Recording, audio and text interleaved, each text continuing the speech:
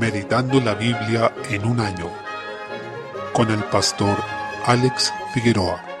Día 23, mes 3, Números capítulo 36. En esta sección vemos que los hijos de Israel nuevamente están preparando la entrada a la tierra prometida, revisando los pormenores de la repartición de las tierras. En el relato se hace referencia a una petición de justicia de parte de los príncipes de la tribu de Manasés para que su heredad no se viera perjudicada, y así las hijas de este hombre llamado Zelofehad, que no había dejado hijos varones sino solo mujeres, debían casarse dentro de su propia tribu por mandato del Señor, para que de esta forma la heredad de Manasés quedara íntegra. Con esto vemos que, como lo dice la Biblia, herencia reformada, las elecciones personales no solo deben estar regidas por un deseo individual, sino que deben tomar en cuenta las necesidades de otros, como por ejemplo las de nuestra familia y de nuestra iglesia. Debemos tener siempre en cuenta a los demás, como lo dice también la carta a los Filipenses, no pensando solo en nuestros intereses, sino velando también por los de los otros. Y esto es algo bastante escaso. El mismo apóstol señala en la carta a los Filipenses, refiriéndose a Timoteo, que a ninguno tengo del mismo ánimo, porque todos buscan lo suyo propio, no lo que es de Cristo Jesús, dice en el capítulo 2, versículos 20 al 21. Realmente debemos rogar al Señor para que cambie nuestra mente y así nosotros también tengamos en cuenta primero su palabra, su reino y supeditar a eso nuestros deseos y proyectos personales. Por supuesto, este es un principio que extraemos de este pasaje, no es su interpretación directa, sino una aplicación para nuestra vida personal. Libro de Deuteronomio, capítulo 1. Moisés comienza predicando a la segunda generación de israelitas desde el Éxodo, ya que la primera había muerto en el desierto por su rebelión, lo que se relató en el libro de Números. Esta nueva generación necesitaba escuchar lo que Dios había ordenado, y después de 4 décadas se había hecho también todo un registro, una trayectoria, donde habían podido ver cómo era el pueblo, que Dios había rescatado de Egipto, cómo era su tendencia a la desobediencia y cómo se comportaba ya habiéndoseles dado la ley. Y la verdad es que hubo ejemplos terribles de rebelión y de incredulidad. Por tanto, el Señor les ratificó sus normas para que ellos se condujeran como pueblo escogido y especial. Además, el Señor les reafirmó el amor que tenía por ellos y los llamó a amarlo también a Él, porque Él los amó primero. Es la misma lógica que vemos en el Nuevo Testamento, como se nos explica luego en la primera carta de Juan. Así vemos que ese evangelio del Señor Jesucristo es revelado a lo largo de toda la Biblia y siempre la única forma de ser salvo ha sido creyendo en ese evangelio. Por tanto, el pueblo de Dios está llamado a vivir de acuerdo a la voluntad de Dios y esa voluntad se expresa en su ley, de la que tratará extensamente este libro. Comienza hablando de los hechos del Señor, haciendo un recuento, tomando en consideración que ya llevaban 40 años vagando en el desierto. El Señor les reafirma que ellos debían entrar y tomar posesión de esa tierra porque Él se las había jurado a sus padres Abraham, Isaac y Jacob en el pacto que hizo con ellos. Principalmente fue con Abraham y luego fue ratificado a sus descendientes mencionados. Por tanto, acá se hace un recordatorio de lo que ya fue relatado en los libros anteriores y nos muestra algo importante. Tanto como se mencionó el pacto con Abraham al inicio del libro de Éxodo cuando se trataba de sacar a los israelitas de Egipto, se menciona también ahora en Deuteronomio cuando se trata de entrar a la tierra prometida. Es decir, tanto la liberación de Egipto como la entrada a la tierra eran un cumplimiento de las promesas de Dios hechas a Abraham. Desde el versículo 19 se habla cómo los espías fueron enviados a reconocer esta tierra que el Señor les había dado en posesión. Se señala acá, aproximadamente 38 años después de esos eventos, que ellos no quisieron subir, sino que fueron rebeldes al mandato de Dios. Esto nos demuestra que el Señor nos da la salvación y a la vez pone en nuestras manos el trabajar esa salvación con temor y temblor, el tomar esa bendición que Él nos ha dado de la vida y perseverar en ella hasta el fin. Por supuesto, eso no lo podemos hacer solos, pero ahí se conjuga la soberanía de Dios, que es la que nos da la salvación y quien nos ama primero, con nuestra responsabilidad de perseverar en ella y extendernos hacia adelante hacia el supremo llamamiento que Él nos hace, como se revela en el nuevo pacto en Cristo Jesús, y dejar todo lo que queda atrás. Por tanto, somos responsables de esa santificación y consagración. Cometemos un gran error si creemos que por el hecho de que la salvación es por gracia, nosotros podemos ampararnos en esa gracia para vivir en una mediocridad espiritual, el libertinaje, metiéndonos en la basura en vez de deleitarnos en el banquete de gracia que nos da el Señor. En lugar de eso, muchos van a hurgar en el vertedero para buscar comida, pero eso claramente no es lo que estamos llamados a hacer. Por otro lado, vemos el efecto que tiene el desanimar a otros. Dice en el versículo 28, nuestros hermanos han atemorizado nuestro corazón, diciendo, este pueblo es mayor y más alto que nosotros. Cuando ponemos la mira en las cosas de los hombres, como hizo Pedro cuando quiso decir a Jesús que no fuera a la cruz y evitara ese sufrimiento, nos convertimos en enemigos de la causa de Dios. Él llamó Satanás a Pedro en esa ocasión, porque puso la mira en las cosas de los hombres y no en las de Dios. Y en este caso, todas estas personas que habían desanimado a sus hermanos incurrieron incurrieron en lo mismo. Estaban trabajando no para el reino de Dios, sino para el reino de las tinieblas, desmoralizando al pueblo de Dios. Pero acá Moisés animó al pueblo en esa ocasión diciéndoles: no temáis ni tengáis miedo de ellos, en el versículo 29, porque el pueblo debía entender que el Señor es el que peleaba delante de ellos. El Señor iba también guiándolos. Dice en el versículo 31: Jehová tu Dios te ha traído, como trae el hombre a su hijo, por todo el camino que habéis andado hasta llegar a este lugar. Es maravillosa la imagen que se nos da allí, de ternura y amor paternal. Ese es el amor con el que el Señor nos ama y nos está guiando también. Por tanto, podemos confiar en su dirección, y dice que Él va delante de nosotros por el camino para reconocer el lugar donde debemos acampar, y sigue siendo así hoy. Desde el versículo 34, toda esta generación por su incredulidad quedó fuera, pero los niños, los jovencitos que no sabían, ya que en su caso no tenían discernimiento, ellos heredaron la tierra. Los padres de ellos acusaron a Dios, se quejaron contra Él diciendo que Él no podría cuidar a sus hijos. Pensaron que los había traído al desierto para que sus hijos fueran presa de los pueblos enemigos, pero el Señor les dijo, en otras palabras, que dado que ellos pensaban que Él no podía cuidar a sus hijos, serían esos hijos los que heredarían la tierra, mientras ellos, sus padres, se quedarían fuera por su incredulidad. Desde el versículo 41 se relata que los hijos de Israel, como lo vimos en su oportunidad, confesaron que habían pecado, se lamentaron grandemente y pensaron que ahora debían subir a pelear ellos mismos para resarcir su error de alguna manera contra los pueblos de la tierra. Sin embargo, el Señor les dijo que no pelearan, que no subieran, porque Él no estaba con ellos, que no les iba a dar la victoria. Aún así, ellos quisieron seguir y por su obstinación también fueron derrotados vistosamente. De esto podemos entender que si nosotros decimos que estamos arrepentidos, debemos hacerlo a la manera del Señor. Si queremos enmendar lo que hemos hecho mal, debemos hacerlo como el Señor manda. Y no es verdadero el supuesto arrepentimiento de alguien que dice lamentar lo que ha hecho, pero no está dispuesto a enfrentar ese error y a corregirlo de acuerdo a la palabra del Dios al que ha desobedecido. Salmo 66. Tenemos una maravillosa alabanza al Señor por sus poderosos hechos. Notemos que nos invita a adorarlo, poniendo intención en esto, disponiendo nuestro ser completamente en ese momento, y además recordando quién es nuestro Dios y cuáles son sus grandes obras en favor de su pueblo. Consideremos que Él domina y gobierna sobre la creación y sobre las naciones, y ejerce ese reino en favor de su pueblo y para su gloria. Claramente esta debe ser una razón para alabarlo. Encontramos también la promesa de que finalmente toda la tierra lo va a adorar y va a cantar a su nombre. Debemos entender que eso es una gran promesa, porque en ese momento, como sabemos, el pueblo visible de Dios era únicamente la descendencia sanguínea de Abraham y unos pocos gentiles que se convirtieran, pero no había un llamamiento a la proclamación universal del Evangelio aún, lo que se consumó con el nuevo pacto, pero ya se anunciaba que toda la tierra iba a adorar al Señor, que iba a cantar a su nombre. Ese es nuestro Dios, uno que gobierna sobre todo, que señorea con poder para siempre, un Dios cuyos ojos observan a las naciones. Muchas veces se puede tener la actitud incorrecta de pensar que no podemos decir a los no creyentes que adoren a Dios. No podemos esperar que ellos adoren a Dios, es cierto, no lo van a hacer de propia iniciativa porque lo aborrecen en sus corazones, pero están bajo el deber igualmente de adorarlo, de honrar a quien creó todas las cosas y les dio la vida. Pero solo el pueblo de Dios es el que reconoce genuinamente que Dios ha preservado su vida, que no ha permitido que sus pies resbalen. También es hermosa la actitud que muestra el salmista en el versículo 13: entraré en tu casa con holocaustos. Somos llamados a presentar sacrificios espirituales a Dios, a presentarnos nosotros mismos como un sacrificio vivo, y debemos andar delante de Él de esta manera. El versículo 13 también dice: te pagaré mis votos. Somos llamados a ser agradecidos por las obras de Dios en nuestro favor y a cumplir aquello que nos hemos resuelto a hacer en honor del Señor. Hoy en día nuestra cultura cristiana no tiene mucho en cuenta los votos o las resoluciones, pero eso fue algo que acompañó a la cristiandad a lo largo de toda la historia. Debemos tomar resoluciones santas para nuestro Dios, poniendo todo nuestro empeño en cumplirlas. Un buen ejemplo son las 70 resoluciones de Jonathan Edwards, cuya lectura es muy recomendable. También es importante lo que dice al final en el versículo 18: si en mi corazón hubiese yo mirado a la iniquidad, el Señor no me habría escuchado. No podemos pretender abrazar el pecado en nuestra mente, en nuestros hechos, entregando nuestros pensamientos y deseos a la maldad, y después orar al Señor simplemente como si nada ocurriera. Debemos disponernos al arrepentimiento, al quebrantamiento espiritual y buscar el rostro de Dios. Aquí dice en el versículo 19: ciertamente me escuchó Dios, atendió a la voz de mi súplica. Por último, el versículo 20 es sublime. Dice: bendito sea Dios, que no echó de sí mi oración, ni de mí su misericordia. No debemos dar por hecho la misericordia de Dios. El que podamos orar a Él costó la sangre preciosa de Jesucristo, ya que es por su sacrificio que tenemos acceso a la presencia de Dios. Dice Hebreos capítulo 10: así que hermanos, teniendo libertad para entrar en el lugar santísimo por la sangre de Jesucristo, por el camino nuevo y vivo que Él nos abrió a través del velo, esto es, de su carne, y teniendo un gran sacerdote sobre la casa de Dios, acerquémonos con corazón sincero, en plena certidumbre de fe, purificados los corazones de mala conciencia y lavados los cuerpos con agua pura. Versículo 19 al 22. Solo podemos venir ante Dios en oración porque Cristo murió por nosotros, y solo podemos recibir su misericordia porque que Cristo cargó con nuestra culpa. Por tanto, veamos el alto costo que significó nuestra comunión con Dios y que esto nos lleve a ansiarla y darle la mayor consideración y reverencia. Proverbios capítulo 11, versículos 24 y 25. Se hace aquí una exhortación a la generosidad. El Señor ha prometido que cuando somos generosos, dando para su gloria, cuando administramos nuestro dinero sabiendo que pertenece a Él en primer lugar, será Él quien también proveerá para nosotros, no para que seamos engordados nosotros mismos, sino para que sigamos siendo generosos. Mientras que los avaros, los que retienen, siempre tendrán falta, y finalmente hallarán eso, que nunca tienen suficiente, y aún aquello que tienen les será quitado y será para otros. El alma generosa será prosperada, y el que así hiciere también será saciado. Por eso dice el apóstol Pablo en 2 Corintios 9:6, el que siembra escasamente también segará escasamente, y el que siembra generosamente, generosamente también segará.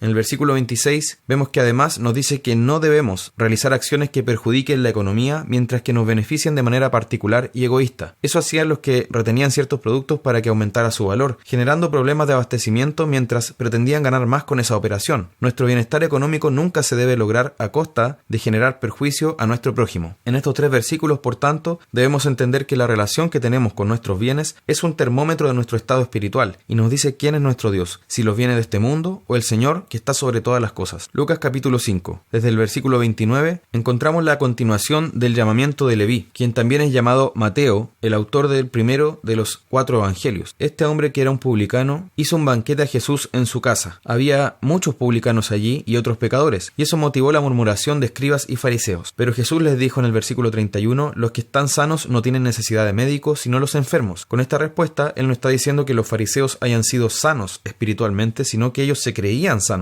y por eso no entendían su necesidad de médico. Pero los enfermos, es decir, los que se saben pecadores y faltos delante de Dios, necesitados de restauración y de salvación, ellos sí reconocían su necesidad de médico y por tanto recibirían esa misericordia. Y Jesús dijo algo muy importante al final, que Él no vino para llamar a los justos sino a pecadores al arrepentimiento. Eso quiere decir que habían algunos que se creían justos y por tanto no veían su necesidad de arrepentirse, mientras que otros se reconocían pecadores y entendían su necesidad imperiosa de quebrantarse espiritualmente delante de Dios. Por eso venían a Jesús, y es a esos a quienes Jesús venía a llamar. Desde el versículo 33 hay una pregunta sobre el ayuno, relacionada con lo mismo, porque los discípulos de Jesús comían y bebían, mientras que los discípulos de Juan ayunaban y hacían oraciones. Jesús les explicó que la presencia de Él en esta tierra es como si estuviera el novio en una fiesta con sus invitados, con sus amigos. Por tanto, sería muy ridículo hacer ayuno en una boda. Por lo mismo, Jesús les explicó que mientras Él estuviera allí, ellos no estaban llamados a ayunar, porque esta disciplina espiritual tiene el propósito de demostrar nuestra carencia, nuestra necesidad de Dios, y es para recordarnos que nada nos va a saciar en esta tierra mientras no estemos en su presencia. Por tanto, si Jesús estaba ahí mismo, claramente no había razón para ayunar. Sin embargo, dice que cuando el esposo les sea quitado, es decir, cuando Jesús ascendiera y ya no estuviera físicamente con sus discípulos, de manera visible entre ellos, entonces en aquellos días ayunarían. Por eso estamos llamados hoy a ayunar, y con eso a recordarnos a nosotros mismos que no tenemos aquí morada permanente, que este no es el mundo al que pertenecemos, en el sentido del mundo bajo el pecado, sino que esperamos esa ciudad eterna y esperamos al Rey Jesucristo, y nada en esta tierra nos va a saciar, nada nos va a quitar el hambre de esa presencia de Dios que necesitamos tener plenamente, y eso solo lo encontraremos en la gloria. Capítulo 6. Vemos acá 2 pasajes en los que se habla del propósito del día de reposo. Primero se señala que el Hijo del Hombre es Señor del día de reposo, es decir, ese día se trata de Él, por tanto es Él quien determina qué significa ese día. Por eso, en el Nuevo Pacto, este día de reposo, esta fiesta cristiana establecida por el Señor, se centra en su resurrección, en la nueva creación, mientras que en el Antiguo Pacto se centraba en la primera creación. Por eso el día domingo comenzó a ser llamado Día del Señor por los cristianos. De hecho, domingo deriva su significado del latín y significa del Señor. Por tanto, eso es lo primero que debemos entender, que Cristo es el Señor del día de reposo. Desde el versículo 6, en segundo lugar, y sumado a lo anterior, los discípulos estaban comiendo espigas del campo, por lo que fueron reprendidos por estos líderes religiosos. Pero acá el Señor nos da a entender que el día de reposo fue hecho por causa del hombre, para que Él descansara y tuviera ese necesario tiempo de ocio, no el ocio pecaminoso, sino ese que consiste en dejar de hacer las actividades regulares y dedicarse a la adoración pública y privada del Señor, a la comunión con los santos, dedicarse de una manera especial a la oración, la meditación, la lectura de la palabra. Por tanto, el Señor les preguntó en el versículo 9, ¿es lícito en el día de reposo hacer bien o hacer mal, salvar la vida o quitarla? Los fariseos y líderes religiosos habían entendido mal el día de reposo, pensando que era un día para no hacer absolutamente nada, que se trataba de no hacer algo, de simplemente simplemente quedarse en la inacción. Pero ese nunca fue el propósito del día de reposo, sino que a lo que se refería el Señor cuando les decía: en 6 días trabajarás y harás toda tu obra, es que en el día de reposo no se debía hacer lo ordinario, las labores de trabajo comunes, sino que se debía tener esta prioridad de la adoración, como ya mencionamos. En consecuencia, Jesús aclaró ese significado y les dijo que era un día para hacer el bien, para dar vida, para vivir conforme a ese nuevo hombre que somos en Cristo Jesús. Ese sigue siendo hoy el propósito del día del Señor. Es un día para la comunión de los santos, para hacer el bien, para adorar a Dios de manera pública y privada, porque el Señor, el Hijo del Hombre, es Señor aún del día de reposo.